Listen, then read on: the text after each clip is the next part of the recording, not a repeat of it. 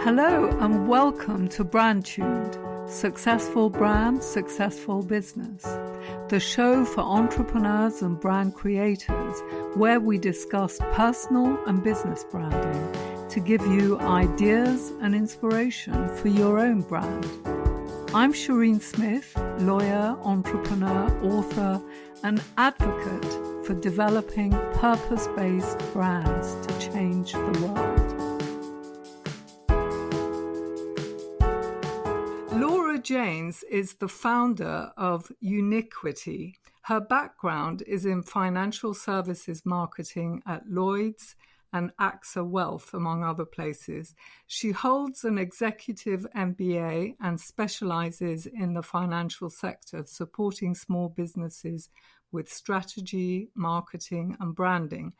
Her mission is to build better financial services brands that matter. So that sounds very interesting, Laura. When did you go into business on your own? Tell us a little bit more about your background. Hello, Laura. Welcome onto this podcast. How are you? I'm good, thank you. Hi, Shireen, and thanks for having me. So I'd been in the corporate world for many years and absolutely loved financial services and had a really kind of deep understanding and passion for that area. But I could see that there was a gap in the market for helping sort of small to medium-sized businesses build out their brand and making, I saw an opportunity to help those kind of companies build really amazing brands. So 3 years ago, I set up my own company to do just that. Right. And what stage are your typical clients at when they turn to you for help? What sort of size businesses are they? Well, we do still do, because of my background, we do still do some corporate work with much bigger businesses. But when we're going through rebrands, it tends to be a company who's already had a certain amount of success. So I'd say turning over at least 1 million. And then they're looking for kind of a brand to take them to the next stage of their growth. That tends to be the fit where we work best. Because they've achieved a certain amount of success, most of those companies will have some kind of objectives and strategy in place and probably have to find some of the values of their business and that sort of thing. But they probably haven't specifically thought about brand strategy specifically, I guess. And are they in a fairly commoditized market, even if they have achieved 1 million in turnover? I still think within financial services, it's not generally completely commoditized because there's so much to do with personal service and personal brands, and people are still looking for that personal touch and humanness. So there is still opportunities to differentiate. We do deal with a lot of wealth and financial planning businesses who are advising high net worth clients, but we also deal with some mortgage companies, some insurance companies. So it's quite a wide breadth. Sometimes people are looking to sort of build brands for the next generation and that sort of thing. So we do occasionally some work like that. So what is your process for helping clients? So it normally always starts with some kind of in-depth workshop because I guess the thing that people find hardest is to look at themselves and understand what really makes them different and really what their strengths are. And so we spend a lot of time with people up front, normally in the form of a workshop, going through how have they achieved their success today, what values has the business been built on, kind of what are the stories that define their brand and their company.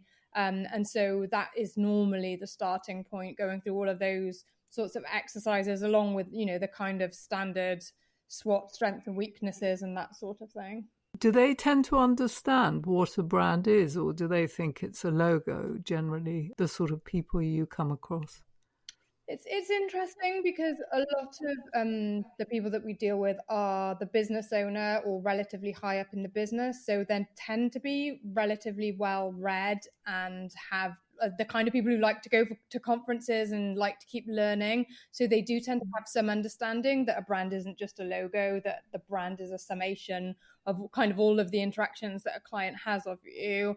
So they tend to have an understanding of that, but we would certainly reiterate that kind of in our initial process. Would you ask them what their brand stands for, what they think it stands for, and get their views before doing research? Or how would you go about it? Yeah, we do tend to ask their opinion first, and we always use the example of a car. Like, if you were a car, what kind of car would you be? Just because it's like easy to relate to, because people know that, you know, Volvo kind of represents safety, and Mini represents fun, and Tesla represents innovation. People can seem to be able to get their head around that.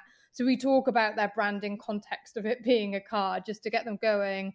And then we also have something we call the 3-word game, where we have a pack of cards with lots of different words on there, probably about 100 of them, and they've got to get it from 100 down to 3 words representing their brand. And that's one of the exercises that we do.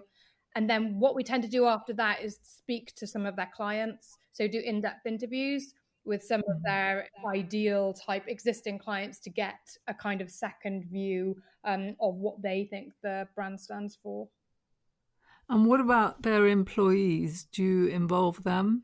Yeah, absolutely. So the first workshop tends to be with key employees, and then we recommend that it's rolled out further than that once we start kind of developing the brand strategy. How do you choose which clients to speak with? Do they just give you a few names? Or? So in the workshop, we identify what is the makeup of what their ideal client would look like. And then kind of I want to speak to some of those people, and then I also want to speak to a variety of different clients. So like someone who's been with them a long time, someone who's been with them a short time, someone who's had a good experience, someone who's like, you know, maybe has had a variable experience, just so we can get that breadth of input. So they already have an ideal client. Are you trying to develop more of a niche for them, or what? Well, sometimes they will have an ideal client, but the workshop helps them define what that ideal client is.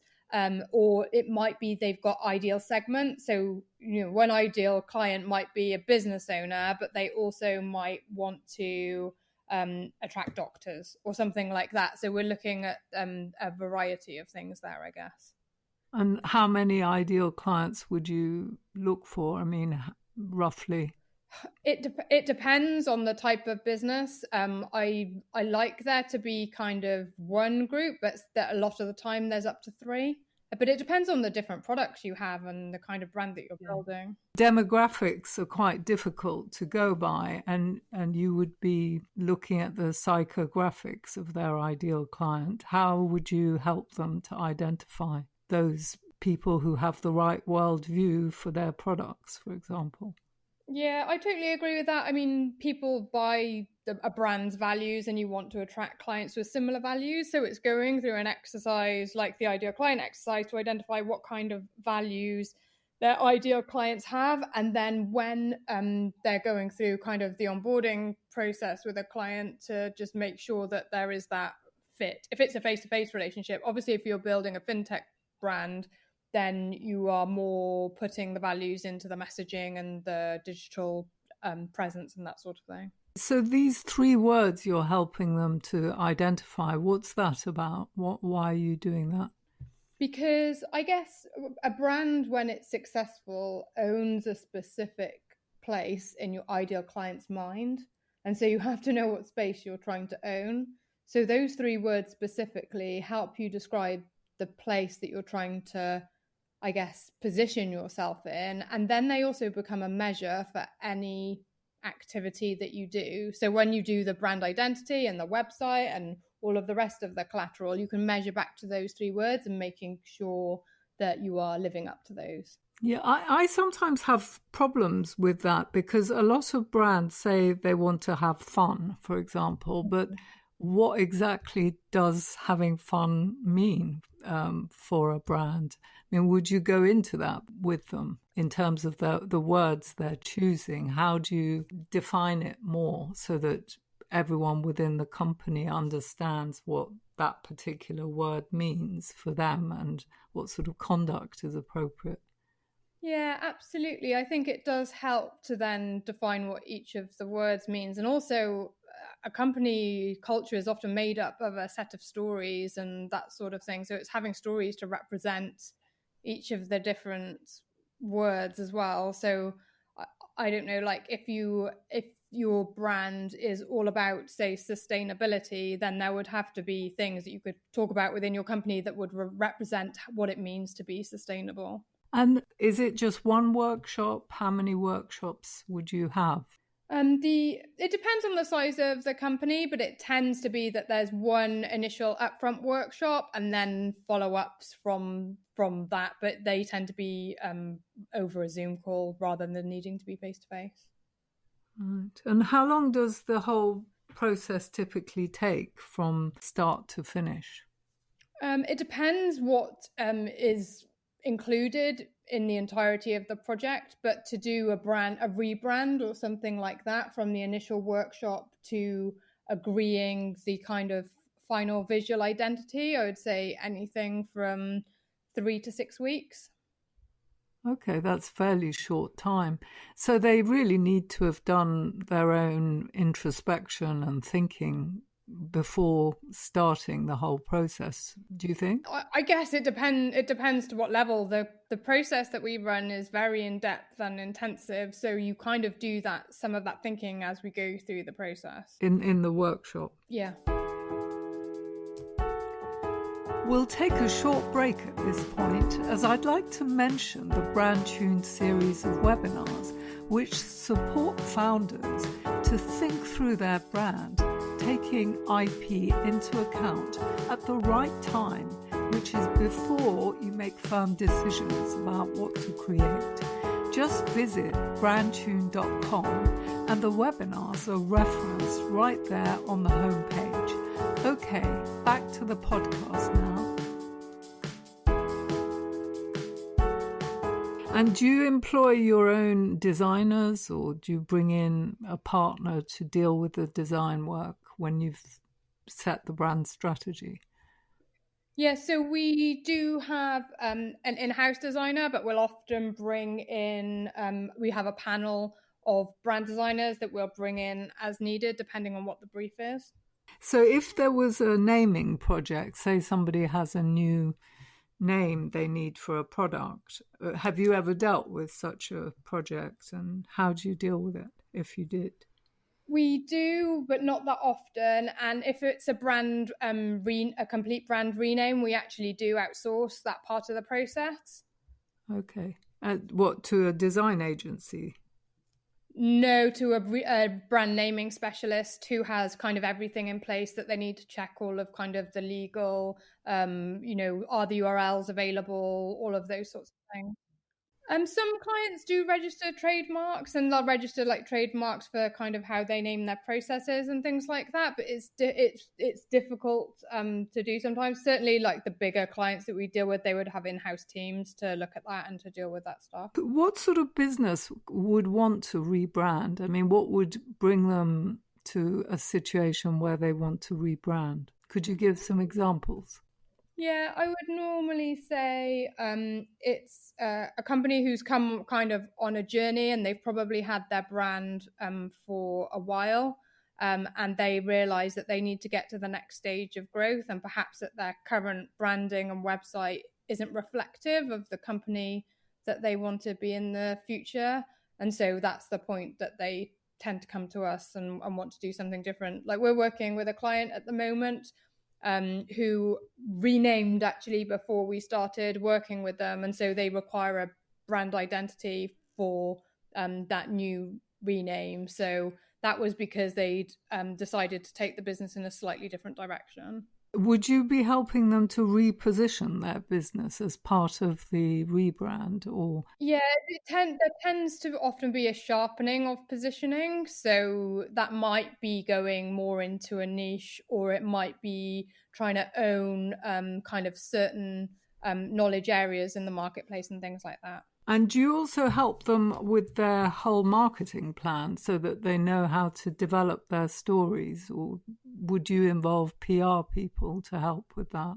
So yeah, once we've done the kind of brand identity and things like that, it often involves then looking at how we take that brand to market. Is it digital channels that we're going to use? Is it face-to-face, or more often than not a combination of those things, and helping people put together a marketing plan to really make sure that they can then activate their brand in the right way. And will you be actually looking at the entire customer experience, how their phones are answered, and would you go into that level of detail with them to help ensure that their brand is communicated? Sometimes, so we do a lot of sort of client journey mapping and looking at all of the different touch points for a brand, but often for things like how the phone is answered and things like that, then the company is implementing that themselves, but they could go back to those 3 words that we define and then understand whether is the way that the phone is being answered reflective of the brand strategy that we're trying to achieve. Right. And then finally, how do they train their team to be on board with the new brand and live the brand? I guess a lot of it is that they get the team involved in the rebranding process, and we always encourage that as we're going through kind of we're looking at what the visual identity should look like and those sorts of things, that the team are all involved in that process. And often we'll do like team briefings after a rebrand to help people understand what the brand now looks like and what it stands for and all of those sorts of things. And because we're working with the company ongoing as well, in terms of their marketing, then we can kind of help that process continually. Right. So they're fairly small enough to be able to reach all the employees fairly easily then? In the rebrands that we're involved with, yes, they tend to be of a scale where they're able to talk to all of their employees. And what if they have self-employed people? Would you involve those people as well, or do they tend to just involve their employees? No, I'd say that there are self-employed people involved as well, but I guess with like technology now, you can easily kind of structure a Zoom call or structure a video where all of the branding stuff can be explained, and there are ways of kind of educating kind of the wider team. And we especially encourage like the induction packs that they run for their team as well to cover brand and what the brand stands for and all of those sorts of things. Great. So do you have a favorite brand in the financial services industry? And if so, why do you think they are doing it well? A brand that I really love, because I think they are a brand that is loved in financial services, which I think can be hard to achieve, is Monzo. And I thought you might like them because I think they were Mondo before until they had the challenge. Yeah, I love their card. That I actually joined them just because I loved the design. And then I found out that they'd had a name change because of, infringement. Yeah, so I actually, as part of an interviewing I was doing for one of my clients about kind of what the next generation wanted from financial services, I was speaking to a guy who was about 18. This is going back, or maybe 2.5 years ago, and he started telling me about Monzo and how amazing it was and how he loved it and how it was like instant information in his pocket. And that's where I was introduced to the brand. And I think you're right, the way their visual identity works, the kind of their overall customer experience, just the way the product works. I just think they're doing a really great job. They're kind of my favorite brand. They've made it so easy to get through all the sort of hassle of starting an account as well and doing it all online. Yeah, I thought it was very, very clever. Yeah, it's really great. And it's fun as well. Like even the color of the card is fun. Yes. Yeah. Great. Well, thank you very much, Laura. That's it for this week. Do subscribe to the Brandtuned newsletter to get weekly updates. I'd also love to get your feedback.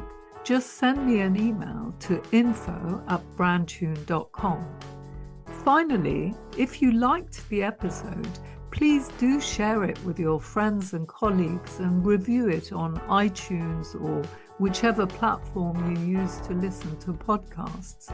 If you leave us a 5-star review, it means more people will listen and we can spread the word much more quickly about the podcast. Thank you and bye for now.